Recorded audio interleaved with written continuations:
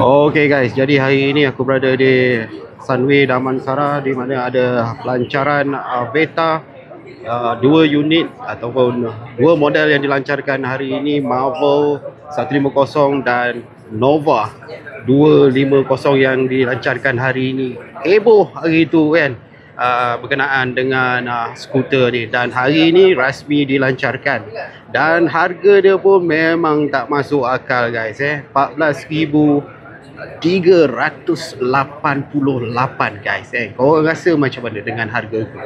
Dan di hadapan Project Solo, ini adalah model yang dah ditambah dengan box GV. Jadi untuk box GV ni guys, mana korang yang beli 200 yang pertama, korang dapat free box ni kan.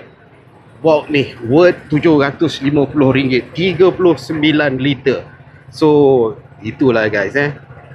Dan yang ni dah dikemas gini, dia dah tambah jajan dengan absorber RCB kat belakang ni.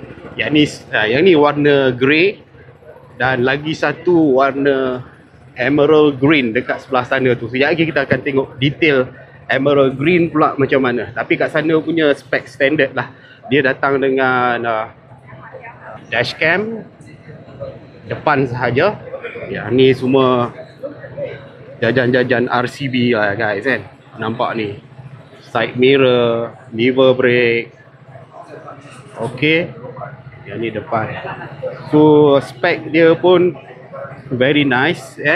Berkapasiti enjin 244.5 cc. Dia ada traction control, ada ABS depan belakang. Quite nice, quite good. Semua spek yang terkini dia ada lah guys. Okay, ni daripada depan. Daripada depan dia macam ni. Alright. So harga yang ditawarkan memang tak masuk akal lah guys kan.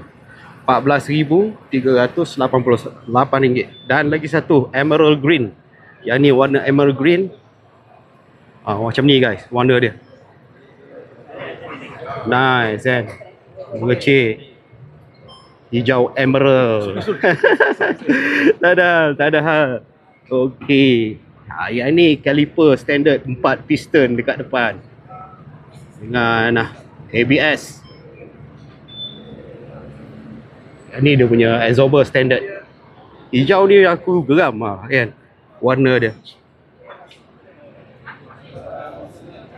So tangki bahan api dia guys.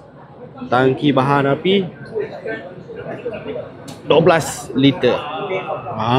Ni tangki bahan api dah 12 liter guys.